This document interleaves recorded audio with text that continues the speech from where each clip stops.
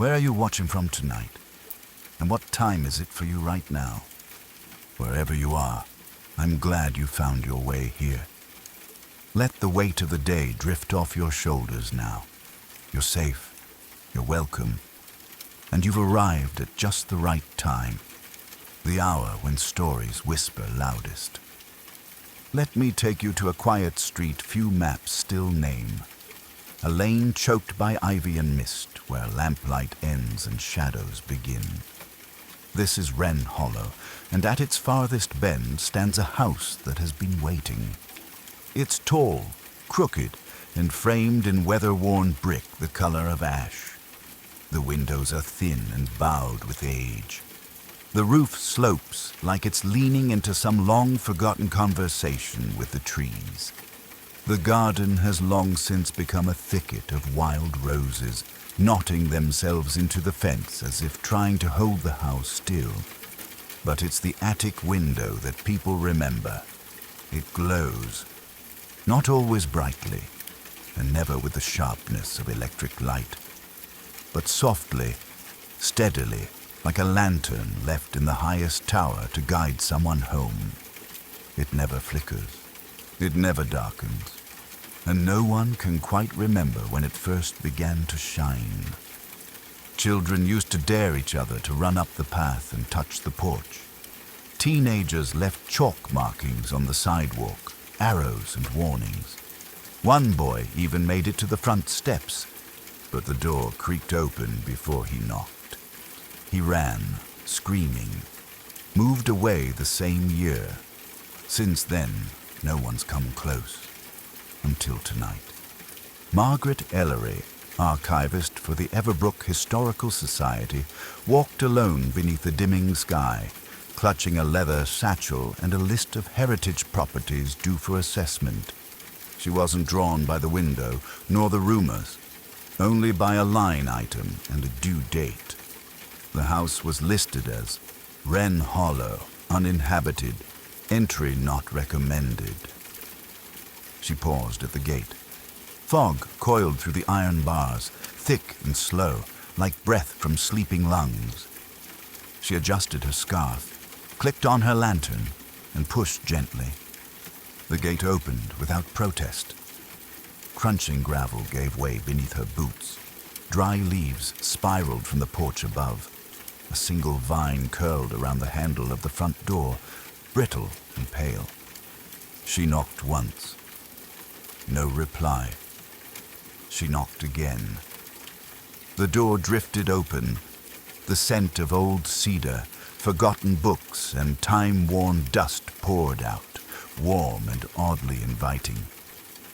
Margaret stepped inside. The air felt thick with memory. Framed portraits lined the walls, eyes faded, smiles half-formed. A grandfather clock stood by the stairs, its hands frozen at 12:07. Faint golden light filtered down from above, catching on the dust like snowfall. She moved through the rooms in silence. A sitting room where lace curtains hung in stiff folds. A kitchen where a kettle rested atop an unlit stove. A library, or what was left of one, with empty shelves and a single book lying open on the floor. Its pages had yellowed and the ink had bled, as if the words had wept themselves into memory. The stairs groaned beneath her weight as she climbed. Each step felt softer than the last, as though the house was easing her upward. At the very top, the attic door waited, narrow, closed. Light bled from beneath it, warm, constant. She reached for the handle and paused. A whisper, so soft it might have been imagined, drifted through the keyhole. Margaret, not shouted, not spoken, just known. She pressed her palm against the door. It was warm, and as the light washed gently over her fingers, Margaret felt the impossible hush of recognition. The door opened, and the hollow breathed her name. The attic smelled of lavender and something older. Beeswax, perhaps, or the faintest trace of rosewater perfume long since dried into the floorboards. Margaret stepped inside slowly, letting her eyes adjust to the light that glowed like candle flame, though there was no visible source. The room was circular, domed with beams blackened by time. Beneath the turreted window, an old writing desk stood like an altar. A velvet chair sat before it, worn thin at the arms. A clock, brass and beautifully tarnished, ticked steadily beside a porcelain inkwell. It was the only sound in the room. She turned slowly, lantern held low. Around the perimeter, the walls were lined with boxes, trunks, and covered frames. A faint layer of dust coated everything, except the floor, which bore the soft suggestion of footprints. One set, fresh, leading from the door to the desk. Margaret knelt and ran her fingers over the wood grain. It was polished beneath the dust, as though someone had been sitting here recently. The desk drawers opened easily. Inside, she found stationery etched with the embossed initials H.E., the name of the house's last recorded owner, Helena Elridge. But that was impossible. Helena Elridge had vanished in 1936. Her case was part of the lore of Everbrook, unsolved, unspoken, and quietly filed away. Yet here her name was, printed crisp on thick linen paper. The clock ticked on. Margaret closed the drawer and moved to the window. The view from the attic was unsettling in its quiet. Wren Hollow lane lay far below, veiled in fog that shimmered as though breathing. Across the street, lights in other houses had long gone out. Only this window glowed. She glanced at the lamp in her hand, expecting it to cast a second light onto the glass. It didn't. The glow wasn't coming from her lantern. Turning back, she noticed it again. An absence of shadows. The golden wash of light didn't fall from a lamp or flame. It simply existed, like an ember woven into the air itself. She whispered aloud, "Who lights this room?" No answer. But the room seemed to hum faintly, not with sound, but with presence. Then she saw it. Tucked in the far corner of the attic, behind a draped sheet, was something she had missed. A small door, barely waist-high, built into the wall beneath the eaves. It was covered in wallpaper that almost hid it entirely. Only a tiny brass knob, dulled with age, betrayed its outline. Margaret approached. Her fingers brushed the knob. A sudden gust of air moved through the room, not cold, not harsh, just there, as if the house had taken a breath. The light dimmed for a moment, then returned to full glow. The door beneath her hand stayed shut. She let go. There was no need to open it yet. Not tonight. Instead, she returned to the desk, pulled out a small notebook, and began scribbling her observations. Date, time, temperature. She noted the unusual behavior of the light, the lingering scent, the clock that kept ticking when all others in the house had died. And then, almost as an afterthought, she wrote, "Someone has been here recently." As she stood, the clock on the desk chimed once. A single hollow note, like a bell struck underwater. 12:07. She turned. The attic door was closed. Margaret hadn't shut it. A breeze moved past her ankles, and somewhere in the walls, something creaked with the weight of memory. She left the attic slowly, careful not to disturb the light. But behind her, beneath a small hidden door, something began to move. The next morning brought a pale and cloud-strewn sky over Everbrook. Light filtered through a gauze of mist as Margaret Ellery returned to her office at the Historical Society. The little stone building sat wedged between the town library and a shuttered bakery, its windows always cold to the touch, no matter the season. She let herself in quietly, placing her satchel on the desk beside the radiator. The heater gurgled faintly as it tried to stir, and the scent of last winter's dust filled the air. A tall stack of archival boxes loomed beside her chair. Another day's work of cataloguing land deeds, old census slips, and building permits scrawled in fountain pen ink. But today, she wasn't interested in any of them. Instead, she pulled a slim ledger from the top drawer, a cream-colored registry labeled Uninhabited Holdings, Everbrook District. She flipped through the entries until she reached the one she was looking for. Wren Hollow, number 43. Status: abandoned. Date of last entry: 1936. Note: do not list for auction. See attached notes from E. Rensley. She frowned. E. Rensley. The name sounded familiar. She scanned the attached page, a typewritten note on yellowed carbon paper. To whom it may concern, property number 43 is not to be listed for sale or demolition. Ownership remains legally unresolved until such time as Helena Elridge is officially declared deceased. The property is to remain sealed. Under no circumstances should the attic be disturbed. Margaret read it twice. The note was dated August 1936, 2 months after Helena Elridge disappeared. She pushed back from the desk, thoughts stirring like leaves in a gutter. She hadn't entered the house unlawfully.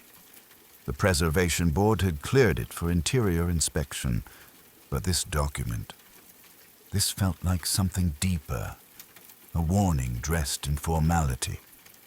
She opened another drawer and pulled out a black cloth notebook labeled Field Findings. The pages inside held a quiet catalogue of her discoveries from years of work. Sketches of weathered stonework, pressed petals from graveyard roses, and inked transcriptions of faint engravings from forgotten buildings. She turned to a fresh page and titled it, Wren Hollow. Observations. She began to write. Attic light is sourceless, warm-toned, not electric, not candle. Desk appears undisturbed, but seat cushion depressed. Clock functional, unlike others in house. Fixed at 12:07. Presence of hidden door. Child-sized. Wallpaper conceals edges. Unexplained air currents, scent of lavender. She paused, then added one final line. Whispered voice. Said my name. She capped her pen and stared at the page. Was the voice real? She wasn't prone to embellishment. Years of documentation had trained her to notice without assuming, but still, she couldn't shake the memory of that quiet syllable. Margaret. Spoken not aloud, yet understood perfectly. She leaned back in her chair and let her gaze drift toward the window. Across the alley, the old bell tower's weather vane spun lazily, though the air was still. Beyond it, the trees of Wren Hollow rose like ancient witnesses. Her mind wandered, pulling at the name again. Helena Elridge. Helena had been a recluse, according to local records. Born in 1888, took possession of the house in 1912. Last seen in June of 1936 at the post office, mailing a single envelope. No one knew what was inside. She vanished the next day. No body, no sign of travel, no resignation of property. It was as if she simply stopped being. Margaret opened the local archives folder and flipped to the clippings. One newspaper article, short and factual. Eldridge Helena, 48, missing from residence. Authorities decline comment. Beneath it, scribbled in pencil, someone had written, "Attic light never went out." She stared at the words. The house had been waiting. That's what it felt like. Not abandoned, not forgotten. Simply paused. And now, resumed. A soft knock broke her thoughts. She turned. No one was at the door, but on the floor, just beneath the mail slot, lay a single envelope. No stamp, no markings, just her name, written in tight calligraphy, Miss Margaret Ellery. She picked it up carefully, heart quiet but alert. Inside was a folded sheet of paper, thick as linen. Inked in precise cursive were 4 words. The door is open. There was no return address. Just the scent of lavender. Margaret stood beneath the trees of Wren Hollow once more, the evening mist curling at her heels. She hadn't planned to return so soon, but the envelope had changed that. There had been no handwriting to analyze, no sender to track. Only the words, "The door is open." And so she had come. The gate creaked softly as she slipped through, the sound swallowed by the thick fog rolling over the garden. Vines curled sleepily along the fence, and the windows of the house gleamed dully, catching the last of the dying daylight. As before, the front door was unlocked. Inside, the house felt unchanged, timeless even. The air held the same warm dust and lavender, like the ghost of an old parlor's perfume. Her boots whispered across the floor as she passed through the hallway, her lantern casting amber rings onto wallpaper that curled at the seams. She paused in the sitting room. A new portrait hung on the wall. It hadn't been there before. Margaret approached slowly. The painting was old, early 20th century, perhaps. Framed in dark oak, it depicted a child seated in a high-backed velvet chair. A boy, maybe 10 years old, with a solemn face and wide, dark eyes that seemed just a little too still. He wore a sailor's uniform, complete with brass buttons and a stiff white collar. His expression was blank, but his gaze looked as if it had been waiting for her. A placard beneath the frame read, "Henry, Bindokus yus yirmi dört." She stepped closer. The eyes were painted with meticulous care, tiny flecks of light caught in the irises. But as she leaned in, she saw something else. Just behind the boy's left shoulder, so faint she almost missed it, was the suggestion of another face, shadowed just out of focus. Unfinished, like the artist had stopped before completing a second figure. Margaret's skin prickled. She reached for her notebook and jotted a line beneath her attic notes. New portrait appeared. Child. Name. Henry. Possible sibling. Faint second figure in background. Not present yesterday. She turned toward the hallway. The grandfather clock by the stairs stood still, hands unmoved from 12:07. She climbed quietly, her lantern swaying slightly as the stairs groaned beneath her.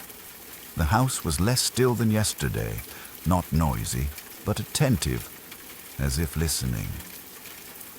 At the landing, she stopped. The attic door remained open. Golden light spilled out softly, unchanged, as though the day had never passed. She hesitated, one hand on the banister. The door beneath the eaves, the one hidden behind wallpaper, was shut tight. unmoving. But something about the hallway felt different.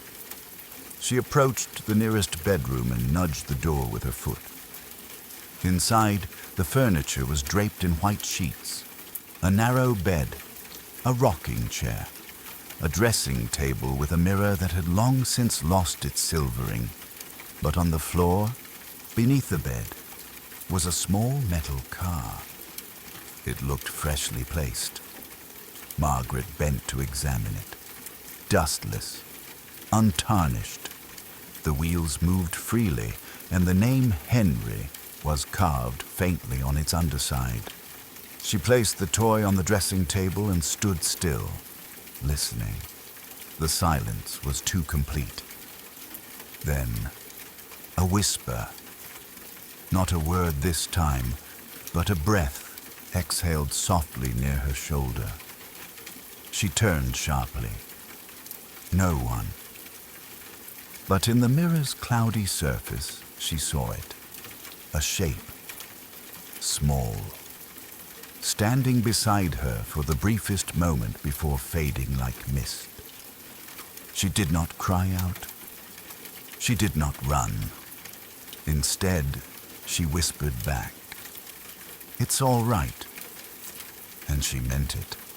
The house did not want to frighten her. She was certain now it wasn't haunted in the usual sense. It was inhabited by memory, rooms filled with echoes, portraits that changed, toys that waited, and somewhere, behind it all, the lingering presence of Helena Elridge. Margaret made her way back down the stairs, taking one last glance at Henry's painting before slipping out into the mist. Tomorrow she would return with records. She would find out who Henry was. The next morning, rain tapped softly at the windows of the Historical Society. Margaret stood before the tall file cabinet marked Birth and Obituary Record, 1870s to 1940s. The rusted handles were stiff, the folders packed too tight, but she knew this system like the lines of her palm.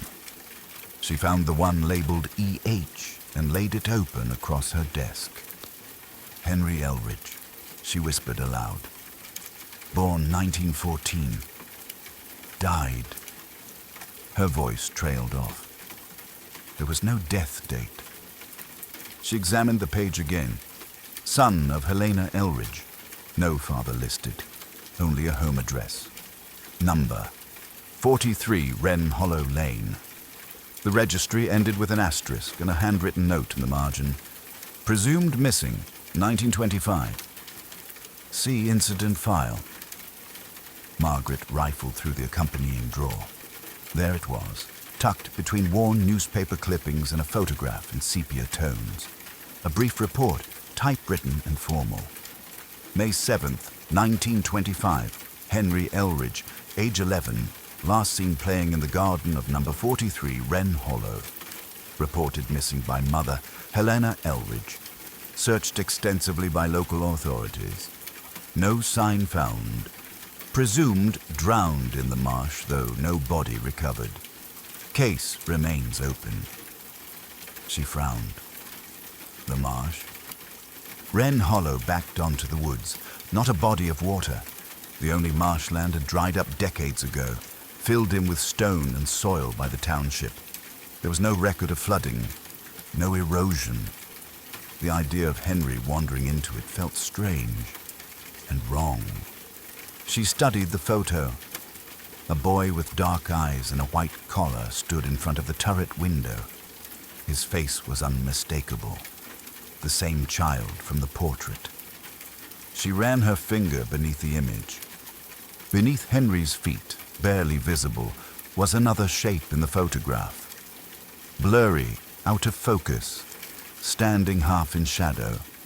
It looked like a second child. But no other names were listed. She returned to the house that evening. The rain had stopped, but the clouds hung low and bruised, pressing against the roof of the town like a heavy dream. No one else walked Wren Hollow Lane. The lamps had not been lit. Inside the house, The air was warm. Not just preserved warmth like sunlight trapped in wood, but real heat, as though someone had stirred the hearth in the last hour. The scent of lavender remained, stronger now, almost recent. She passed the portrait in the hallway. Henry's eyes followed her. But something was new. The faint second figure behind him had sharpened slightly. Not clear, not defined, but more present. In the attic, the golden light welcomed her. The desk had changed. Upon the surface sat a piece of parchment, folded neatly. No envelope, no stamp. Her name was written across the front. Inside, "You're getting close." The words were scrawled in different ink, older, rougher. Below them was a sketch, a narrow hallway, a tiny door in the wall. She recognized it immediately, the attic's secret door. She stood slowly, turning toward it. The door was open. She hadn't touched it. She was sure of that. The opening revealed only blackness, no room behind it. Just a crawl space or cavity beneath the roof, barely wide enough for a child. She crouched low and raised the lantern. Inside, the walls were scrawled with writing. Dozens of names, dates, lines of poetry. Childlike drawings of trees and moons and staircases. One phrase repeated again and again. "I got lost. I got lost. I got lost." Margaret backed away slowly, heart quiet but attentive. She left the attic in silence, her mind echoing with Henry's name and the shadow behind him. The house was waking, piece by piece, and memories long buried were rising to the surface. She passed the portrait again on her way out. Now, both children were almost fully visible, and Henry was smiling. The rain returned that night, soft at first, then steady, filling the gutters and weaving silver ribbons down the windows of Margaret's apartment. She sat by the fire, cradling a mug of chamomile, the photograph of Henry balanced on her knee. The second child in the background lingered at the edge of her thoughts. It wasn't just a photographic mistake. It couldn't be. In the house, the figure had begun to materialize alongside Henry in the painting. That wasn't coincidence. That was memory revealing itself. She closed the file and turned to her notes. Beneath attic crawl space, she had written, "Space behind attic wall, approximately 3.5 feet high." Markings inside. Children's handwriting. Repeated phrase, "I got lost." Drawing of staircase descending downward. That last line nagged at her. She flipped back through her architectural sketches of Wren Hollow. None included a staircase above the second floor, and certainly no basement. The house, at least on record, had no cellar. But the children's drawing in the crawl space had shown a winding staircase vanishing into darkness. Sloping down, not up. She tapped her pencil thoughtfully, then reached for her field satchel and bundled up against the rain. The house greeted her again like an old book, quiet, waiting to be reopened. Its shutters whispered faintly in the wind, and the trees of the hollow leaned protectively around its frame. Inside, it was warmer than she remembered. The hearth in the sitting room flickered faintly. She hadn't lit it. On the mantel sat a candlestick she'd never seen before, its wax just beginning to melt. Someone, or something, had been tending to the space. She made her way to the attic. The golden light was softer now, as though sunset had taken root behind the wooden beams. The crawlspace door remained ajar, and she knelt once more at its threshold, holding her lantern low. This time, something caught her eye. The floor of the space beneath the layer of dust seemed uneven, warped in a spiral. She reached forward, brushing aside the debris until her fingers found the edges of a wooden seam, a trapdoor, small, almost hidden. With gentle effort, she lifted it.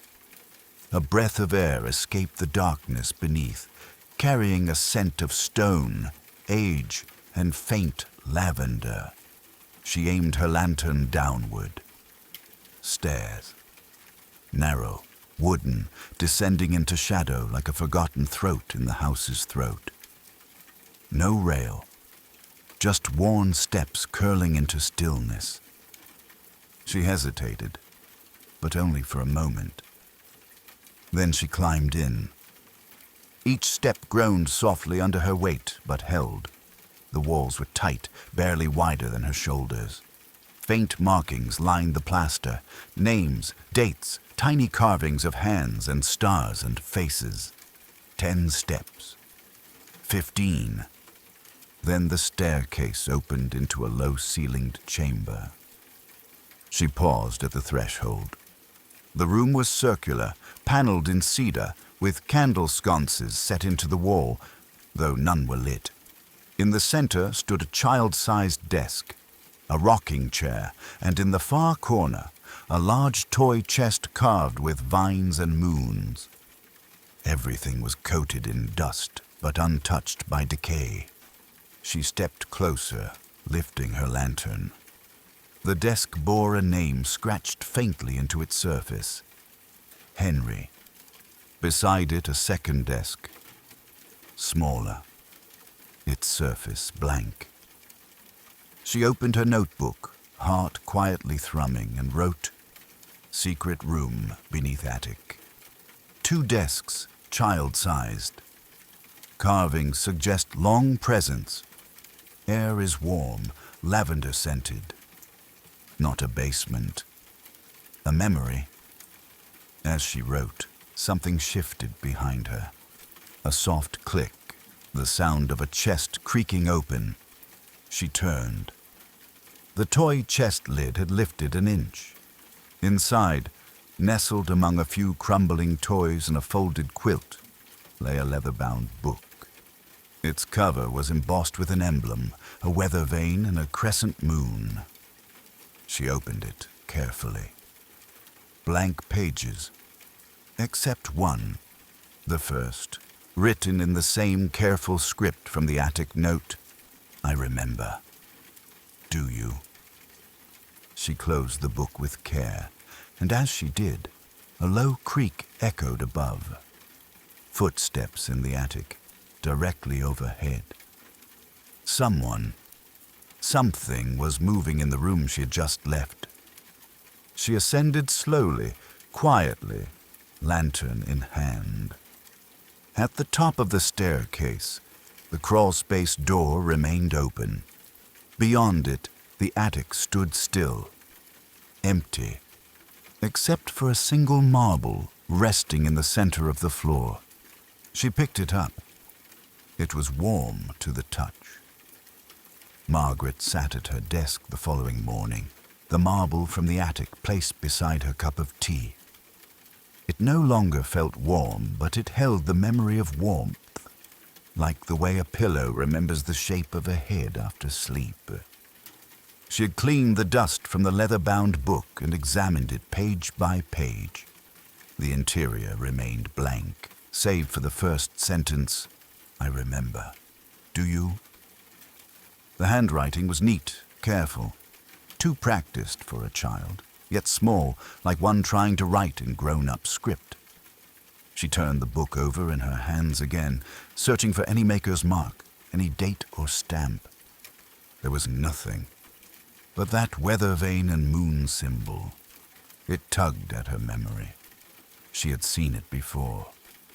She rose and crossed to the shelves of the Historical Society's local archives.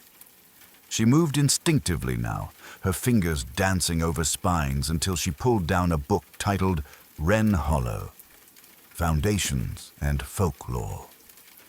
Inside, toward the back, she found a sketch of the Elridge crest. a family emblem designed in 1901, a weather vane pointing west and a crescent moon behind it. She tapped the page. The book belonged to them, but not just to Henry. She dug deeper. Buried within the genealogical records, she found a line she had missed before. Helena Elridge had listed 2 children in an early census form from 1920. Henry was one. The second name was smudged, partially erased, but still faintly visible beneath the paper's aging fibers. She tilted the page in the light. Helen Elridge. Not a twin, older by 2 years, but there had never been any record of her since. Margaret's breath caught. 2 desks, 2 children, 2 shadows in the portrait. And now, the second name. She stared at her notes, slowly underlining Helen with deliberate strokes. If Henry had been the face in the painting, Helen had been the watcher in the background, the one half glimpsed, never spoken of. She gathered her coat and the book and headed again for Wren Hollow. The house met her like a hush. The mist had thickened, curling in soft tendrils around the porch railings. The path crunched gently beneath her boots, and the trees swayed in slow rhythm above. As she stepped inside, the floorboards welcomed her with familiar groans. The scent of lavender greeted her, richer now, like it had been renewed. She passed the painting of Henry and paused. The second child beside him, Helen, was almost fully visible now. A girl, perhaps 12. Dark hair, pale dress. Her hand rested on the back of Henry's chair. The light in the hallway shifted as though in acknowledgement. Margaret climbed to the attic. The crawl-space door remained open, and the hidden staircase waited in stillness below. She descended again, lantern in hand, and returned to the round room. The desks were untouched. The toy chest was closed.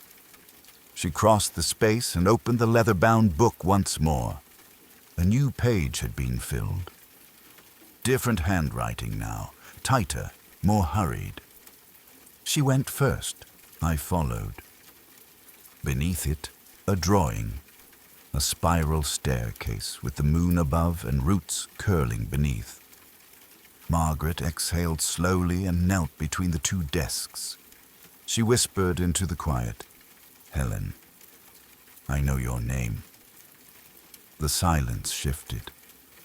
Not ominous, responsive, as if the air had been listening. Behind her, a soft clink. She turned. Another marble had rolled out from beneath the toy chest. This one swirled with green and gray like fog in glass. 2 marbles, 2 children. She picked it up gently and rose. As she reached the attic again, she paused in the golden light. The shadows seemed softer now. The dust did not cling so tightly. The house no longer felt cold. It was remembering. She moved to the portrait in the hallway and regarded it once more. The brass placard beneath the frame now read, "Henry and Helen, 1924. It had changed, or rather, it had corrected itself.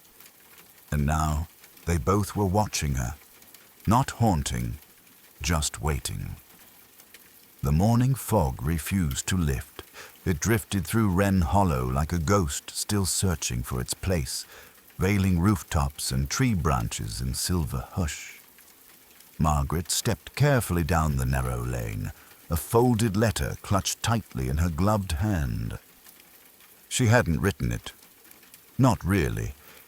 It had written itself. At least, that was how it felt.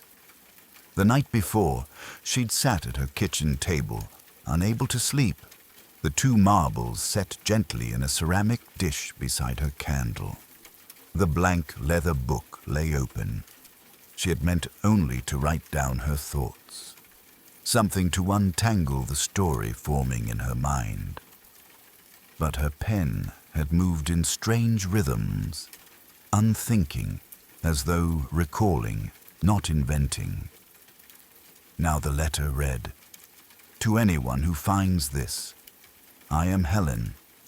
I am not lost, only waiting. Follow the cracks where the light disappears, beneath the floor where voices remember." She had stared at it in silence for nearly an hour, tracing the edges of each letter.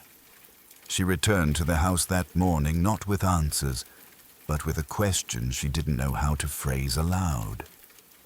What happens when a house wants to remember? Inside, the hush greeted her again. Not empty, not threatening, but alert. Expectant. The portrait in the hallway no longer felt frozen. It felt aware. She climbed slowly to the attic. Everything remained in its place. The crawl space door, the secret stairs, the golden light. But she paused before entering this time, casting her eyes along the floorboards. There, just beyond the base of the old steamer trunk, was a narrow seam, a small panel, loose. She knelt and lifted it carefully. Beneath it, folded into the dust, lay a yellowing envelope. Margaret's name was written across the front, in that same unfamiliar hand. She opened it with trembling fingers. Inside was a single page. Its ink had faded slightly as though written many years ago, but the words remained clear. "You came. Thank you." She forgets sometimes, but not forever. The house helps her remember. Don't be afraid of the hallway. It will take you where you need to go. H. Margaret stood still, her breath soft and steady in the attic light. The hallway. She rose and returned downstairs, letter in hand. The main hallway of the house ran long and narrow, the runner faded but intact, the wallpaper a pattern of curling vines and stars. The farther end of the hall had always felt unfinished, as though it led to something that didn't quite exist. She walked toward it now, and paused. At the very end, where the hall narrowed, the wallpaper shifted. It didn't match. The pattern repeated incorrectly, almost as if the wall had been patched over long ago. She reached out and touched the surface. It yielded. Not fully, but enough to sense that beneath the paper was wood. And beneath the wood, perhaps, a door. She fetched her lantern and a small crowbar from her satchel. With careful effort, she peeled back the paper, revealing a narrow vertical seam in the wall. A hidden door. It opened with a whisper. Beyond it, a hallway stretched, not in sharp angles, but gently curved, like the inside of a shell. The floor was wooden, but the walls were paneled in soft gray, and the ceiling arched low. The air was dry and faintly sweet, like lavender left in linen drawers. She stepped inside. The lantern flickered gently in her hand as she followed the path. At its end, the hallway opened into a small, round chamber. Bookshelves lined the walls, but not books of history, books of memory, journals, sketches, children's drawings. Every surface told a fragment of a story, stars, trees, names. And at the center of the room, beneath a glass dome, sat a third marble, swirling white, soft gray, and pale gold. Beside it, a note in that same looping script, "For you, when you are ready." Margaret reached for it slowly. The moment her fingers touched the glass, a warm breeze stirred through the room, as though someone had exhaled. and from deep within the walls a lullaby echoed faintly, almost lost beneath the floorboards. A child's voice, humming. She closed her eyes and let the sound wrap around her like a shawl. The house wasn't haunting her, it was showing her how to remember. The sun had long since slipped behind the clouds, but Margaret remained seated in the hidden memory room, the glass dome still gently reflecting her lantern's glow. The third marble sat in her palm now, cool and oddly comforting, its colors shifting with every breath. She had tried to understand the space, the books and journals, the tiny drawings etched directly into the paneling, but none of it followed a strict chronology. There were dates, yes, but they repeated. 1924, 1947, 1986. The same names, over and over, and always Henry and Helen. The house, it seemed, had remembered many Margarets, or perhaps the house had always been watching. She set the marble beside the others in her pocket and stood. The humming had faded, but its echo lingered in the hush, a memory waiting to settle. She stepped back into the curved hallway, closing the hidden door softly behind her, and returned to the attic. Something about the third marble had changed the air, made the silence deeper, more aware. She moved instinctively now, back to the crawl space, down the secret stair. The round cedar room below the attic greeted her like an old friend. The desks were still there. The toy chest remained sealed. But something had shifted. A fourth desk. It hadn't been there before. It stood in the far corner, smaller than the others, as though made for someone only recently arrived. A fresh notebook rested on top, and on the cover, her name. Margaret. She crossed the room, heartbeat slow but steady, and opened it. Inside, only one page had been filled. It read, "The Hollow remembers the one who listens." There was no signature, but beneath the lines, faintly drawn in pencil, was the house itself. Wren Hollow as seen from above. Its roofline was framed by trees, and at the center of the drawing, beneath the foundation, was a spiral. Not a staircase. A tunnel. Margaret traced it with her finger. She returned to the attic and studied the floor again. She remembered the warped boards around the steamer trunk, the strange spiral of wood beneath the dust. Kneeling, she cleared the area fully. The spiral was no illusion. The boards had been arranged deliberately, centuries ago perhaps, into a curling pattern, a subtle symbol carved into the bones of the house, and at the center was a knot, dark, slightly raised. She pressed it. A click. Then the floor groaned softly as a square panel rose, slow and deliberate. Another hidden space.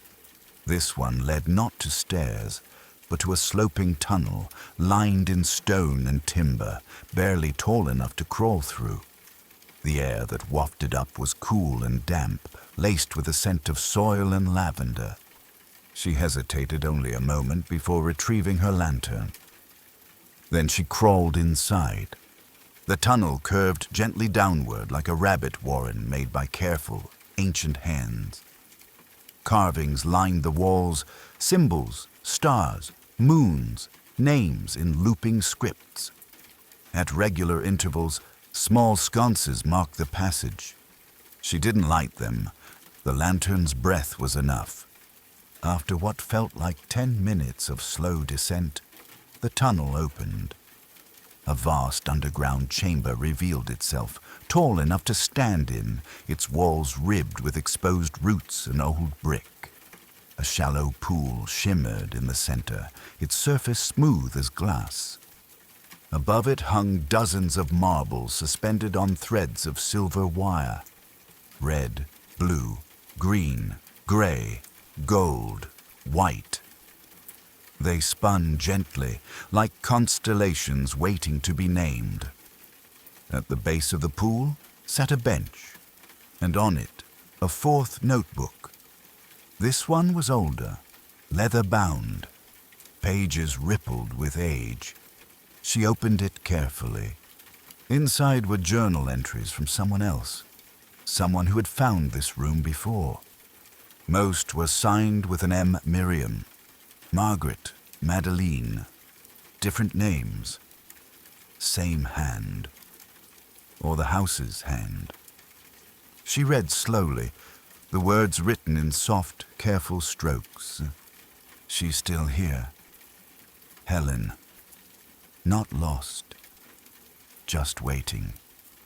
She doesn't want to leave the house behind. And each marble is a story, a memory caught in glass. She collects them when she's ready to let go. Margaret looked up. The marbles spun slightly in the still air.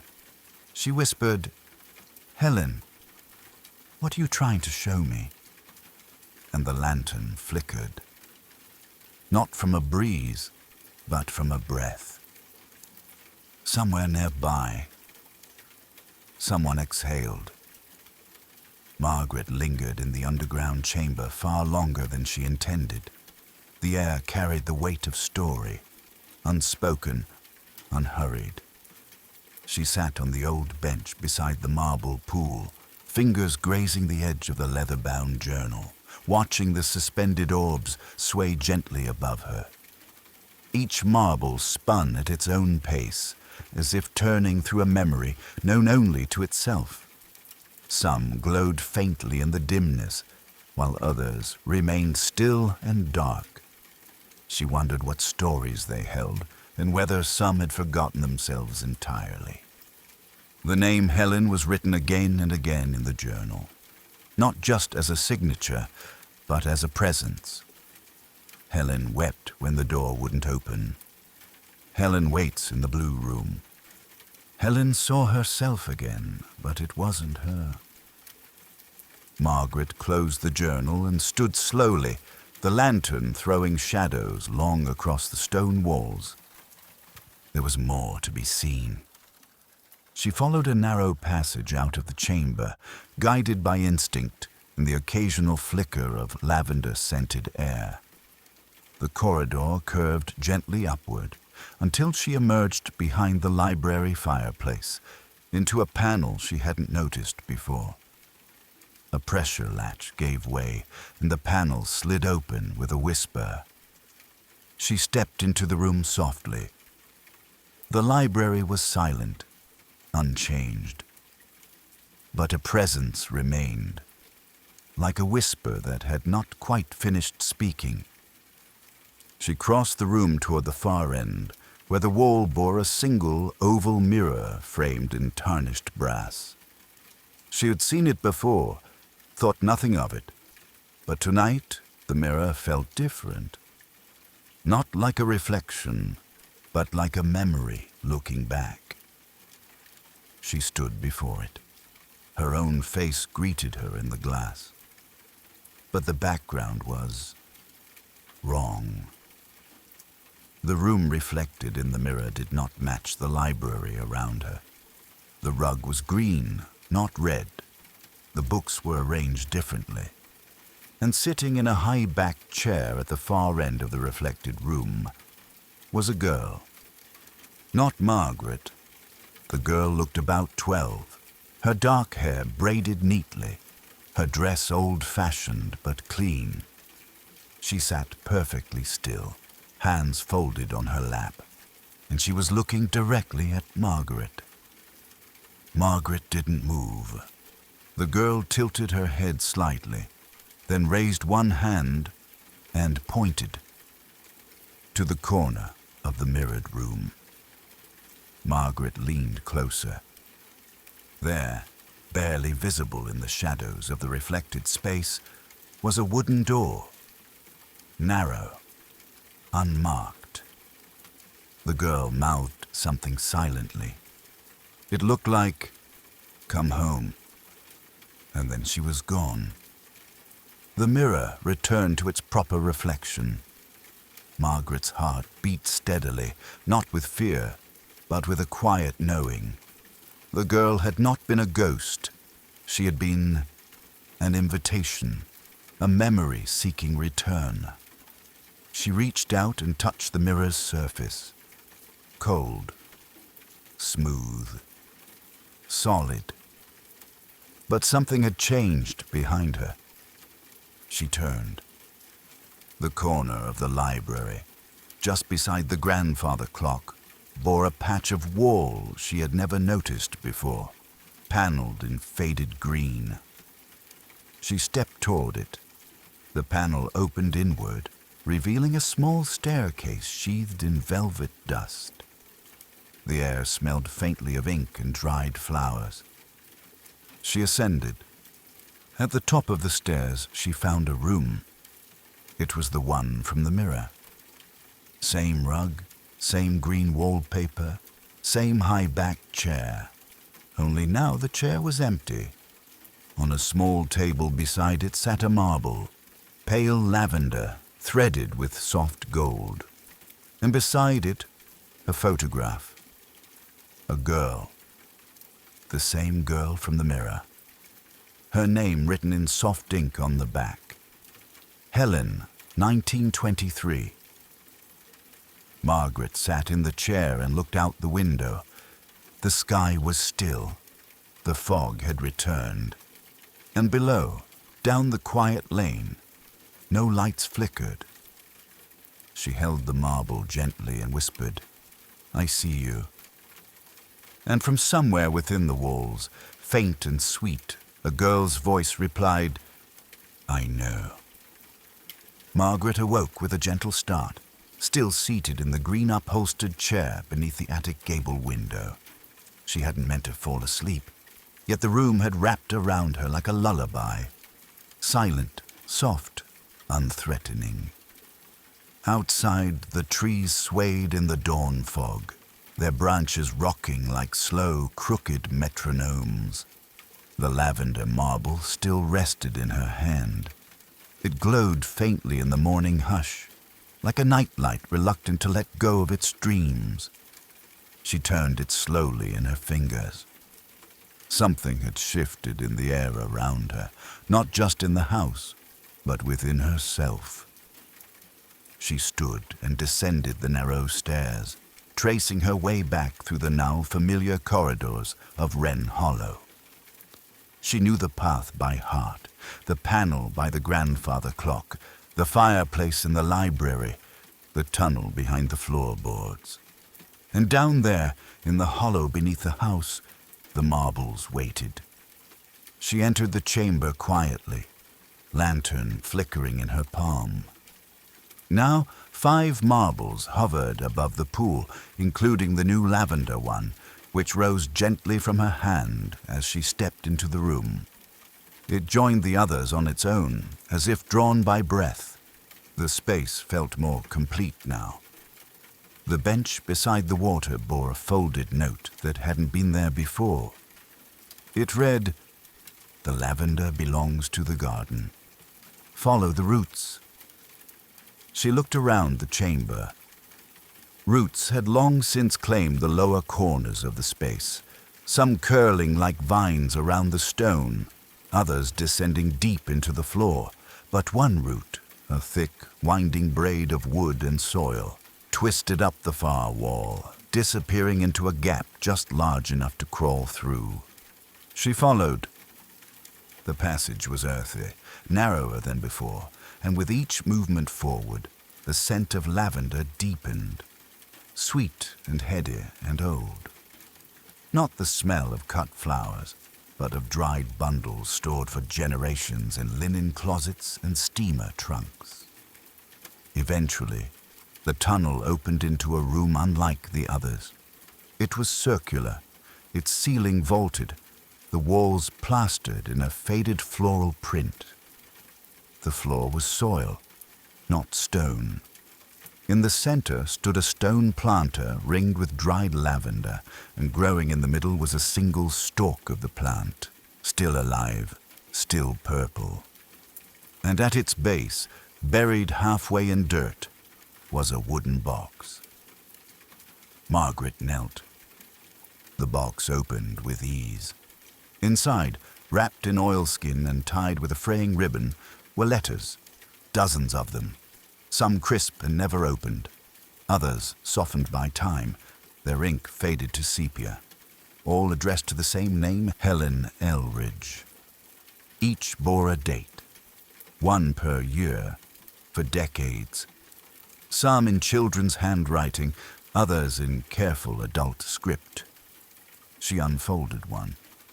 My dear Helen, I still remember the way your laugh echoed through the halls. Sometimes I dream of it and wake with tears in my eyes.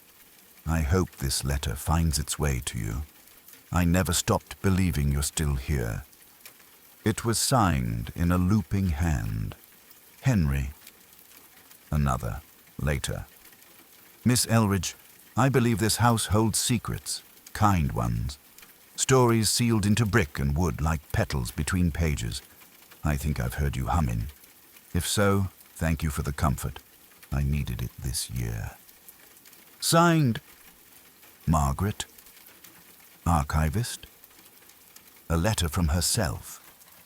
She continued to read. Each note was a thread. Someone reaching out across time, each believing in Helen's quiet presence. Each acknowledging the gentle soul who remained, not out of fear, but devotion. And Helen had kept them all. Margaret replaced the letters and closed the box softly, pressing her palm to the lid in thanks. She glanced around the lavender chamber. On the far wall, just beside a rusted sconce, hung a small framed drawing. It was of the house, but this time it wasn't from above or from the front. It was from beneath. Roots spiraled out from its foundation like veins, and tucked into the earth below, like a seed within the soil, was a tiny figure drawn in simple pencil. Helen, cradled, safe, waiting. Margaret whispered, "You're not forgotten." And the lavender plant swayed gently, though no wind moved. Above her, somewhere in the rooms yet to be revealed, a music box began to play, a slow lullaby, the kind meant not to warn, but to welcome. Margaret followed the melody. The lullaby drifted through the floorboards like the scent of something baking in a long-forgotten oven. Familiar and gentle, but impossibly old. Each note felt rounded and faint, as though being played underwater or through layers of time. She moved quietly out of the lavender chamber and back through the root-lined corridor until she re-emerged behind the fireplace. The library lay still in morning haze, dust motes curling in slants of light. But the music called her further now, upward. She ascended the central staircase to the second floor and turned left, toward the narrow hallway she had once passed without pause. The music grew a little louder with each step. It was not sharp or sudden. It was content to wait for her, unraveling its melody like thread between her footsteps. At the end of the corridor stood a door she'd tried before. It had always been locked, the knob unmoving. Today, it turned. The hinges creaked only faintly as the door opened into a small sitting room, mostly bare save for a writing desk, an empty chaise, and a low cabinet tucked in the corner. Above it, on a shelf, sat a music box. Its lid open, a tiny ballerina turning slowly in rhythm. The melody was unlike any Margaret knew. It was neither cheerful nor mournful. It felt remembering. She approached carefully. The ballerina's painted face had faded with time, and one of her arms had broken off. yet she danced in perfect circle, unbothered. Carved into the wood of the music box, just beneath the lid, were initials, H.E. Helen Elridge. The song played without winding. No key turned, no mechanism moved, and yet it played. Margaret sat on the chaise, folding her hands in her lap. The room felt warmer now, touched by years of someone's quiet hope. The floorboards bore faint indentations, where someone had once sat often, always in the same place. A reader's dent, a dreamer's perch. A journal lay on the desk, half concealed beneath a lace cloth. She opened it. Most pages were blank, but a few bore drawings in pencil, delicate sketches of marbles, plants, portraits, and windows. Always windows, each one drawn from the inside looking out. Helen had lived in this room, or perhaps only remembered it. A letter slipped from between the pages. It was short. I still hear it every night. The song, the one Mother played before she forgot. Sometimes I think it remembers me back. I sit very still so I don't startle it. Signed, H. Margaret looked to the music box. The ballerina had stopped. The lid slowly eased shut on its own with a soft wooden click. The silence that followed was not empty. It was filled with presence. The room held its breath. Then, from somewhere beneath the floor, a soft tap, like a marble being set down. Margaret rose and knelt beside the low cabinet. Inside, nestled in a velvet-lined drawer, was another glass sphere. This one was sky blue with a single silver spiral running through it. It shimmered faintly in the half-light. She held it gently, cupping it between her palms. It felt cool, then warm. Another memory. Another piece of Helen. As she turned to leave, she paused at the mirror on the wall. Her own reflection gazed back, but something shimmered behind her shoulder. A faint outline, no more than a suggestion. A girl, head tilted, watching softly, not trapped, not angry. Simply there. Margaret did not speak. She only nodded. The air in the hallway seemed lighter now, like it had let go of something it had carried for far too long.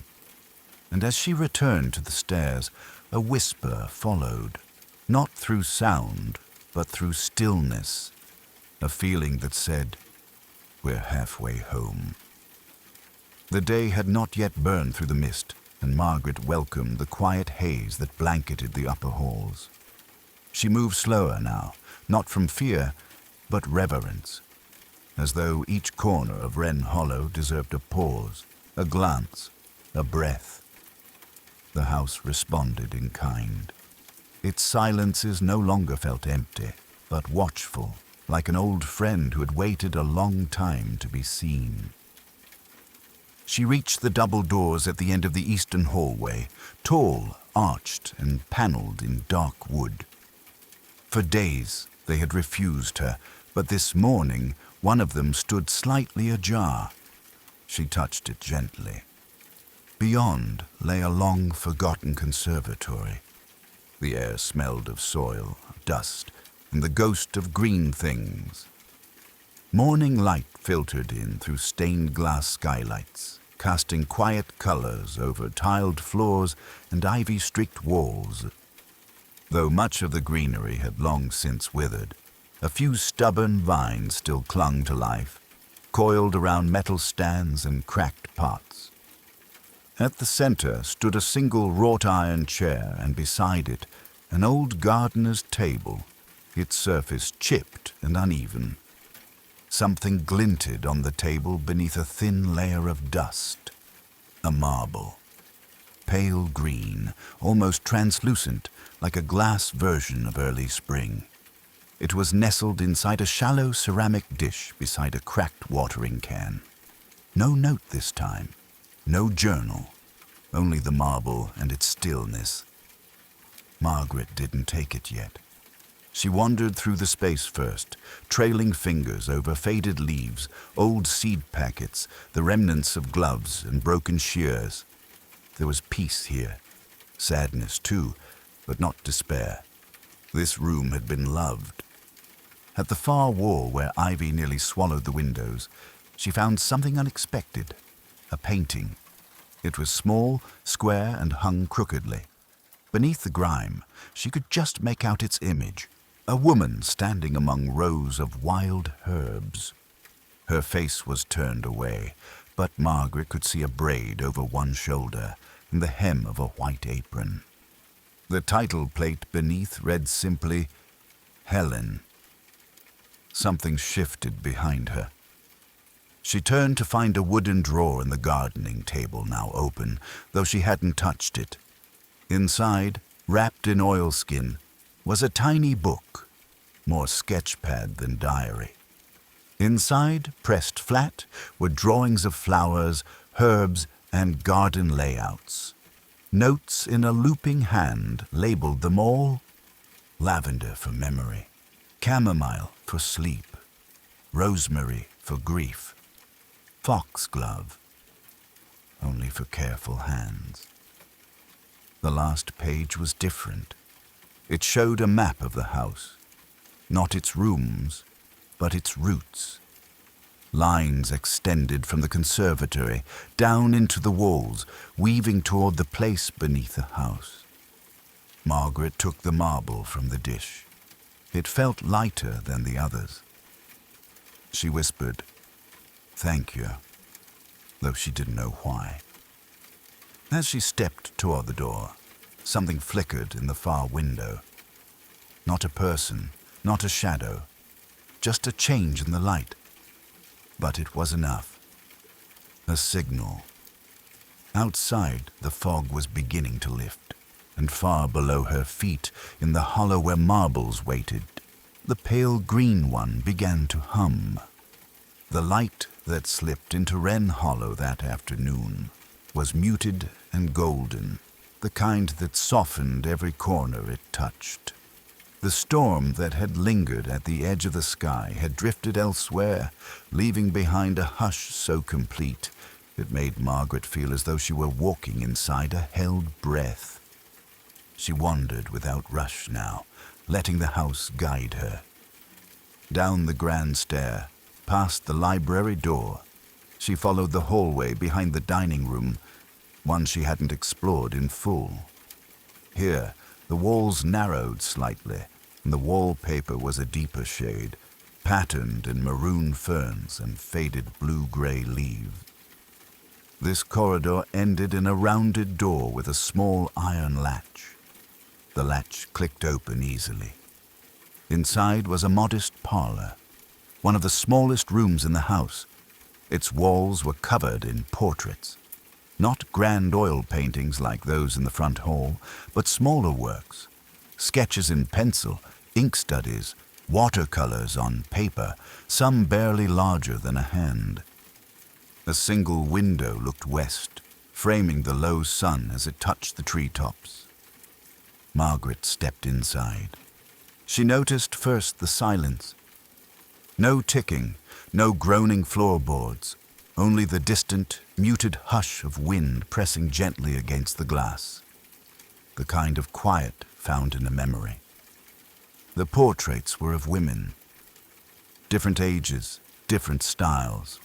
Some were detailed, their expressions captured mid-thought. Others were almost dreamlike, as if drawn from fading recollection. But one, hanging at the center of the far wall, drew her forward. It was a watercolor of a young woman seated in a wooden chair beside an open window. Her back was straight, her eyes steady but kind. A braid fell over one shoulder. In her lap was a closed book, its cover green and gold. Helen. There was no placard, no date, only a faint signature in the lower corner. H.E. Margaret looked around the room. Every portrait had the same initials, It wasn't a gallery of ancestors. It was a collection of Helen's memories.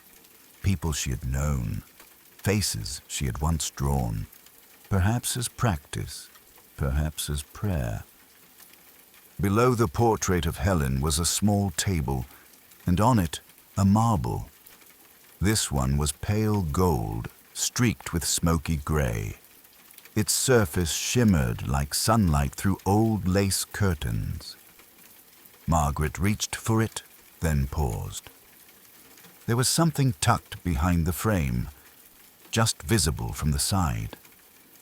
A folded scrap of paper. She eased it free. I paint so I won't forget. I draw them as they were when they were most themselves. When they laughed, when they read, when they held the cat like it was something breakable. I'm afraid if I stop, they'll vanish. But if I paint them again, they stay. Margaret held the paper for a long time. She thought of her own memories, of things she hadn't drawn, of people she might lose to the softness of time. The marble warmed in her hand.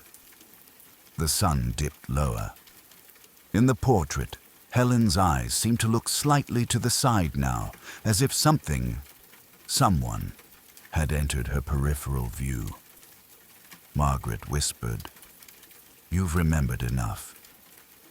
Let someone else carry the next part." The floor creaked once behind her. Not a warning, a thank you. She turned, stepped out, and closed the door gently. Downstairs, the light had shifted again, and somewhere behind the walls, the house seemed to exhale. Evening had begun its quiet descent. The light turned pale blue, stretched long across floorboards, and cast the house in a soft, sleepy hush. Margaret, marble in hand, moved with slow purpose down the western corridor of the second floor, one she'd noticed before but never fully explored. The hallway was narrower here, the wallpaper tinged with silver vines and faded roses. The air was cooler, laced with a scent of lavender and something metallic, like the insides of an old watch. She passed 3 closed doors before one caught her eye. Its handle was brass, shaped like a winding key. The door opened without resistance. Inside was a small sitting room, simple and still. A narrow window let in dusk light. Against the far wall stood a tall grandfather clock, its wooden frame pale and polished, its glass face slightly fogged. It was silent, not broken, just waiting. Margaret stepped closer. The clock's hands were stuck at 7:41. Beneath the face, within the pendulum's casing, she saw something unexpected. Another marble. This one was deep plum with a thread of bronze inside, suspended like a constellation. But the pendulum case was locked. On the side of the clock, carved neatly into the wood, were faint initials. E.E., not Helen's, someone else's. There was a small writing desk beside the clock, and in one drawer, Margaret found a worn envelope, sealed with red wax. No address, no stamp. She broke the seal.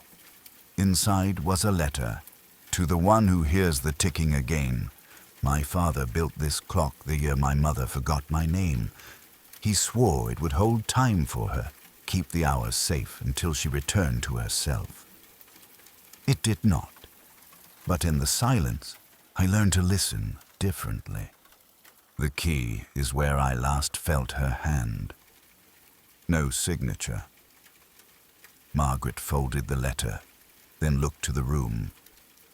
Where would someone last feel a mother's hand? She scanned the desk. Empty.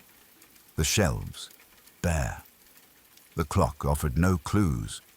But beside the window, there was an old armchair with a knitted shawl still draped over the back. The fabric held the memory of someone's shoulders. Someone who had waited there, Beneath the cushion, tucked into the frame, she found it. A small brass key. It fit the pendulum lock perfectly.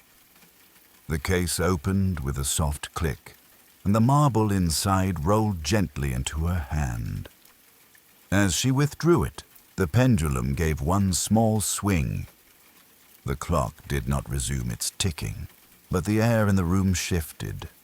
Time, long paused, seemed to acknowledge the moment. From outside the window, a breeze stirred the curtains. And on the wall above the chair, Margaret now saw it. Faint pencil markings, as though someone had traced small height notches. A child's growth chart, the last one marked in tall, shaky handwriting, dated 58 years ago. She closed the clock gently. Let it rest. Some time does not need winding. And as she stepped back into the hallway, the marble in her palm pulsed once. Warmth without sound. A thank you. Night had fully settled around Wren Hollow. Outside, the fog curled between branches and clung to the ground like wool. Inside, the house held its breath again, not with fear, but with focus, as if something long dormant had turned its face toward Margaret. She had gathered 15 marbles. Each one sat now in a shallow wooden box on her writing desk. In the glow of her candle, they shimmered faintly, the colors deepening with the hour: green, blue, gold, plum, ivory, ash. Each one felt like a sentence in a quiet story, but there were still more to find. Margaret stood at the base of the blue-painted staircase, the narrow servants' steps that curved sharply up and down between the wings of the house. She'd gone up them before, but not down. A door, nearly hidden in shadow, waited at the bottom. It was not locked, just old. It opened with a long, slow creak that echoed faintly through the plaster. Beyond it lay a small stone hallway, bare, cool. It smelled faintly of rosemary and wax. At the end was another door, this one newer, its hinges solid, its wood darker than the rest. Carved into its center was a symbol, a simple spiral, the kind children might draw absent-mindedly into the fog on a window. Margaret opened it. Inside was a room unlike any she had yet found. It had no windows. The ceiling was low and arched, its beams painted the same soft blue as the staircase above. The walls were lined with shelves, but not of books, of small glass bottles, neatly labeled. The air was dry and still, tinged with herbs, paper, and dust. At the center of the room stood a work table. On it, laid carefully, was a velvet cloth, and in its center, a marble. This one was clear. No color, no swirl, just pure, delicate glass. Margaret did not reach for it yet. She walked the shelves slowly.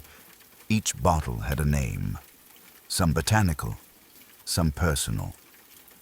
Lavandula, Solanum, Helen, Elspeth, Rude Time. It was not a storeroom, it was a memory room, a place where someone, perhaps Helen, perhaps another, had preserved things in the only way they knew how, catalogued, labeled, protected from fading. Margaret picked up the marble at last. It felt weightless. Beneath it was a folded piece of linen. Inside, a single slip of paper. You cannot keep them forever, but you can keep the shape they made in your life. The air stirred slightly, not from wind, but presence. A warmth that brushed past her shoulder, as if someone had turned gently to leave. Margaret whispered, "I won't forget." She stood there for a moment longer, then turned, candle in hand.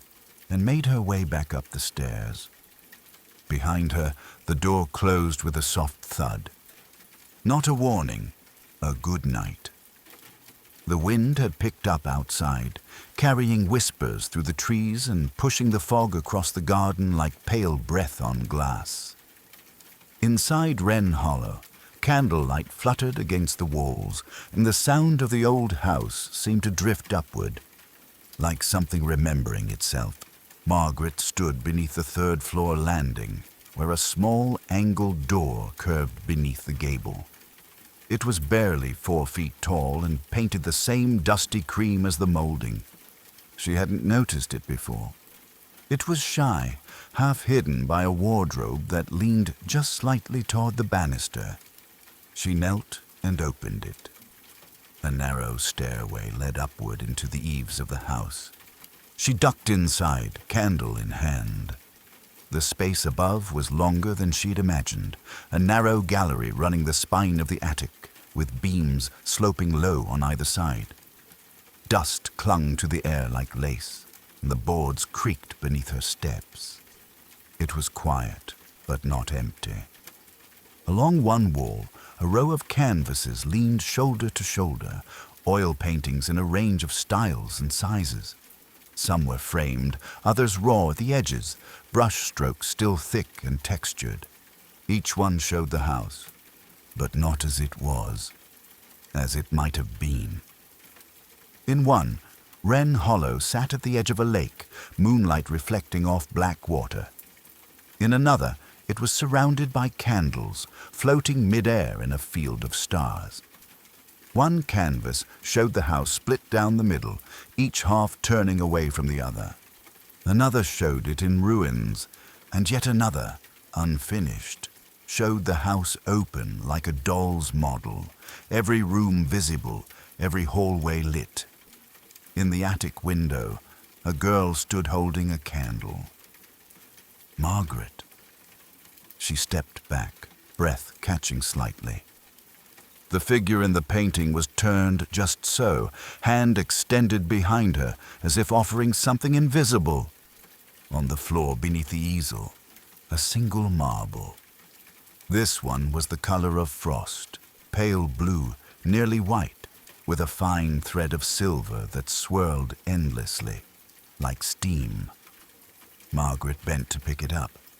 It was cool at first, then warm, like breath.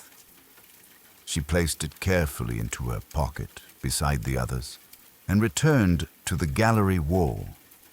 One painting in particular caught her eye. It showed the front parlor, but from a strange angle. Slightly above, as if seen from the corner of the ceiling. A soft amber glow lit the furniture, and on the mantel, in perfect detail, sat a box. Her box. The one she had placed the marbles in, now nearly full. She had never told anyone about it. Margaret stepped away slowly. She did not take the painting. She let it rest where it had always been, seen only by those who needed it. As she descended the narrow stairs again, the door behind her eased closed unprompted. Not a warning, an invitation fulfilled. The drawing room had always been quiet, but now it felt expectant. Margaret stood just inside its arched entrance. Fire unlit, the chandelier above swaying faintly despite closed windows.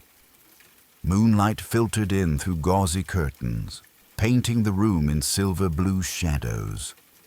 This was the only room that had not yet offered a marble. She had searched the shelves, the fireplace grate beneath the divan's cushions. Nothing. But tonight, something felt changed. She stepped forward, her candle's glow reaching toward the far wall, where a large, empty frame hung above the mantel. There had once been a portrait here. The outline of its absence was clear in the wallpaper, a rectangle of deeper tone, a shadow where time had not faded the paper. But the frame was empty. No canvas, no glass, just space. As Margaret approached, she felt something odd. A quiet pull, not unlike the feeling of standing beside a person who hasn't yet spoken. The air before the frame was colder, more awake. She reached up and touched the edge of the wood, and something shifted. Behind the frame, something clicked. The wall, hollow. She pressed gently. With a soft groan, the entire frame pivoted outward, revealing a shallow alcove just beyond the plaster. Inside, a folded sheet of paper, yellowed and soft, and resting atop it, a marble. This one was grey, nearly translucent, with a whisper of smoky blue coiling through it. She took it into her hand. It was heavier than the others. Margaret opened the paper. It was not a letter, but a sketch, a charcoal drawing, faint and fine. The image showed a woman in profile, seated in this very room. Her hands rested on her lap. Her head was bowed slightly. She was smiling, faintly, wearily. And above her, in the frame, a younger version of herself, watching with gentle eyes. No signature, but Margaret knew. It was Helen, not the young Helen from the early portraits, not the vanished woman from the journal. This was an in-between Helen, tired, real, present. Someone had drawn this to remember her as she had been in her quietest moments. Margaret folded the sketch again, reverently, and returned it to the alcove. The marble she kept. She closed the frame. As she stepped back, she noticed something curious. In the reflection of the long window across the room, where her own shadow moved gently in the candlelight, there was another, a second figure. Still, watching. But when she turned, the room was empty. Only the fire grate, the long divan, the soft hush of the night pressing in from beyond the walls. She did not feel afraid, just accompanied. The kind of silence that comes when someone has chosen not to speak, but to remain. The wind had quieted. Even the trees outside stood still, their bare branches tangled like forgotten thoughts. Inside Wren Hollow, the hush had deepened into something that felt like waiting, not tense, simply near. Margaret moved through the hallway with the same quiet care she'd learned in the days since she'd arrived. Lantern in hand, notebook beneath her arm, and the box of marbles tucked safely against her side. 19. She had found 19 marbles. Each one had revealed itself not through force or searching, but by noticing, by listening to the shape the house made around her. Only one remained. She paused at the grand clock in the entrance hall. It had ticked once, nights ago, and then gone still again. Its hands sat now at a new hour, one she hadn't seen before. 5:17. Not quite dawn, not quite night. She stepped closer and looked again at the carvings along the face. A small hatch was set just beneath the pendulum, something she had never dared open. Now, without fear, she did. Inside was a velvet-lined space, and sitting at its center, the final marble. This one was unlike the others. It shimmered faintly from within, its color a deep, shifting violet, like ink dropped into water. As she lifted it into the candlelight, the marble caught the glow and scattered it gently, casting shapes on the nearby wall. Shapes that almost resembled rooms or faces. A folded scrap of paper lay beneath it. It bore only one line.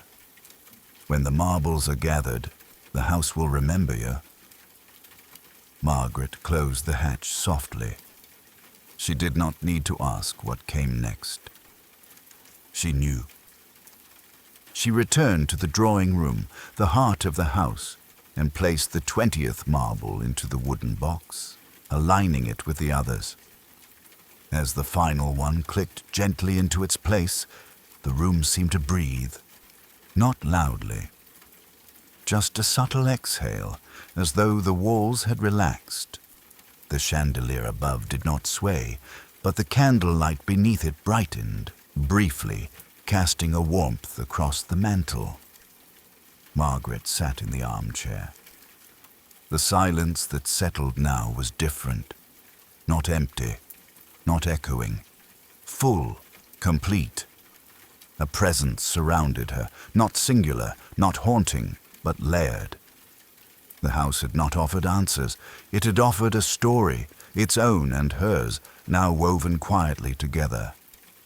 She closed her eyes. The marbles rested in their case, each one a small weight of memory. Outside, dawn was beginning, but inside, time held steady. And the house, Wren Hollow, watched with a soft, waking gaze. The sky had shifted. It was still night, but not quite. A hint of soft grey light touched the edges of the world, like a candle held behind silk. The trees outside the windows stood still and silent, outlined in mist. Wren Hollow, too, was still, but no longer waiting. It had remembered. Margaret sat curled in the old armchair, blanket over her knees, the wooden box of marbles resting gently in her lap. 20 small orbs of color and shimmer, each one soft in the firelight. She did not need to open the lid to know they were all there. She could feel them, not with her hands, but somewhere quieter, behind her ribs, beneath the hush of thought. The grandfather clock had not ticked again. It didn't need to. Its time had passed, or perhaps arrived. In the faint light, the drawings on the mantel, the sketches she had found in the attic, the soft charcoal outlines, seemed more vivid than before. Helen's face, turned in half shadow, eyes steady and kind. A quiet keeper of stories. Margaret reached for her notebook and opened to a fresh page. She didn't need to write much. Just a few lines, a date, a small map of the house drawn in fine ink. Beside each room, she marked a marble's color. Not its meaning, not its secret, just its hue. The story would remain in the house, but it would also remain in her.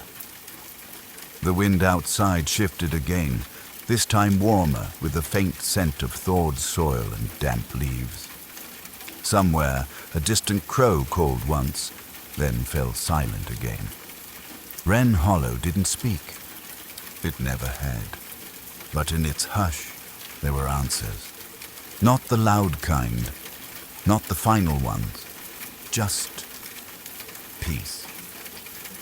Margaret rose slowly and returned the box to the small cabinet in the drawing room, the one behind the books of poetry.